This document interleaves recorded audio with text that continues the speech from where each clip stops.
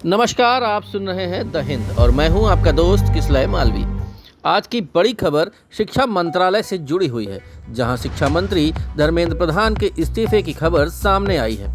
उनके इस्तीफे के बाद राजनीतिक गलियारों में हलचल तेज हो गई है। यह घटनाक्रम ऐसे समय में सामने आया है जब नीट यूजी परीक्षा में कथित अनियमितताओं को लेकर लगातार विरोध प्रदर्शन हो रहे हैं और विपक्ष की ओर से भी शिक्षा मंत्री के इस्तीफे की मांग की जा रही थी।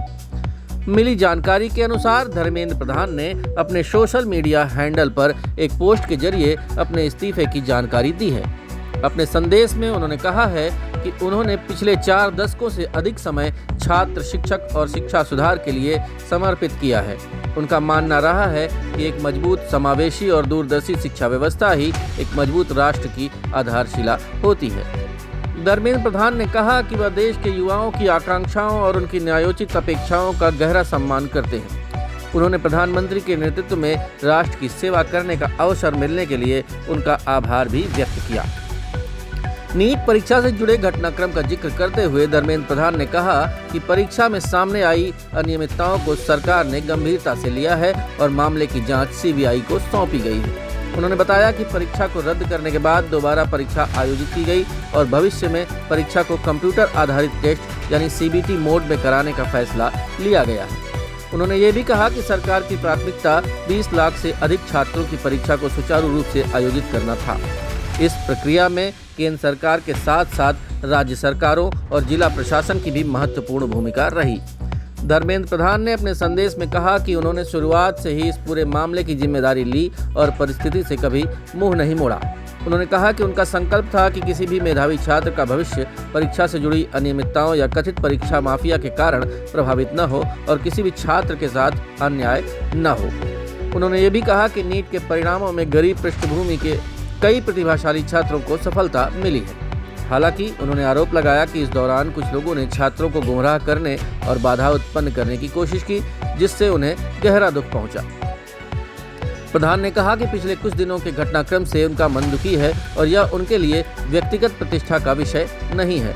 उन्होंने कहा कि भारत की युवा शक्ति देश की असली ताकत है और युवाओं को भ्रम के कुचक्र में फंसने नहीं देना उनका संकल्प है। इसके बाद उन्होंने कहा कि जंतर मंतर और देश के अन्य हिस्सों में बनी स्थिति का राष्ट्र विरोधी ताकतें फायदा न उठा सकें, देश की एकता बनी रहे और किसी भी विद्यार्थी का भविष्य कानूनी पेचीदगियों में न उलझे। इन्हीं बातों को ध्यान में रखते हुए उन्होंने अपना त्यागपत्र प्रधानमंत्री को भेज दिया है। धर्मेंद्र प्रधान ने प्रधानमंत्री के मार्गदर्शन, विश्वास और सहयोग के लिए उनका आभार जताया।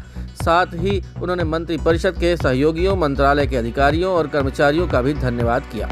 उन्होंने कहा कि राष्ट्र सेवा उनके जीवन की सर्वोच्च प्राथमिकता है और वह भविष्य में देश, ओडिशा की जनता और युवाओं की आकांक्षाओं की पूर्ति के लिए समर्पित रहेंगे। वहीं इस पूरे मामले का राजनीतिक असर भी देखने को मिल रहा है। हाल के दिनों में धर्मेंद्र प्रधान ने कांग्रेस नेता राहुल गांधी पर निशाना साधते हुए आरोप लगाया था कि राहुल गांधी छात्रों को राजनीतिक हथियार के रूप में इस्तेमाल कर रहे हैं। दूसरी ओर राहुल गांधी और विपक्ष की ओर से लगातार शिक्षा मंत्री के इस्तीफे की मांग की जाती रही है। फिलहाल धर्मेंद्र प्रधान के इस्तीफे की खबर ने राजनीतिक हलकों में नई बहस छेड़ दी है। अब सभी की नजरें सरकार के अगले कदम पर हैं। फिलहाल इस खबर में इतना ही। ऐसे ही देश दुनिया की महत्वपूर्ण खबरों और अपडेट्स के लिए जुड़े रहिए द हिंद के साथ।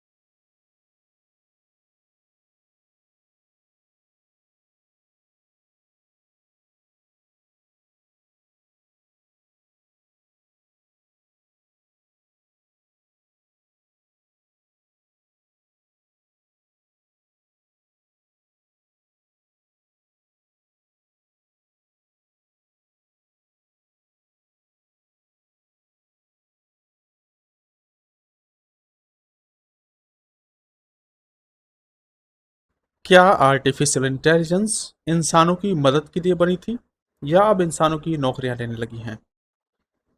नमस्कार दोस्तों, आप सुन रहे हैं द हिंद और मैं हूं आपका होस्ट राहुल शर्मा। आज हम बात करेंगे दुनिया की सबसे बड़ी टेक कंपनियों में से एक मेटा और उस कंट्रोवर्सी की जिसने टेक इंडस्ट्री में हलचल मचा दी है। कर्मचारियों का आरोप है कि कंपनी अब इंसानों से ज्यादा एआई पर भरोसा कर रही है और शायद अपने ही कर्मचारियों से उनका रिप्लेसमेंट तैयार करवा रही है।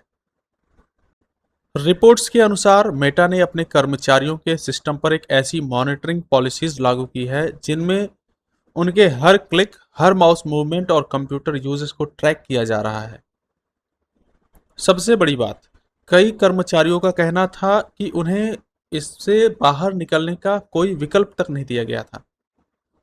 कंपनी का उद्देश्य था एआई मॉडल्स को बेहतर ट्रेंड करना, लेकिन कर्मचारियों के लिए यह सिर्फ मॉनिटरिंग नहीं बल्कि लगातार सर्विलांस जैसा महसूस होने लगा था।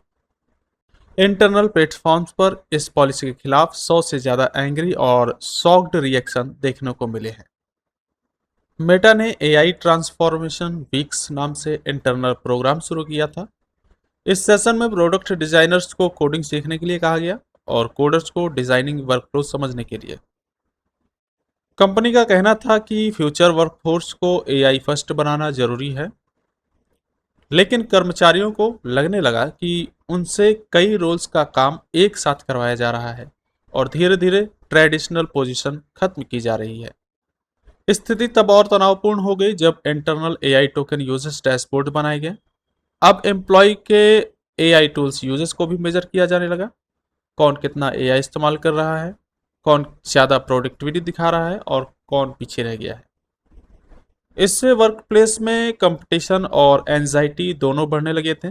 कई कर्मचारियों ने महसूस किया कि अब परफॉर्मेंस सिर्फ स्किल्स से नहीं बल्कि एआई एडॉप्शन स्पीड से तय होगी।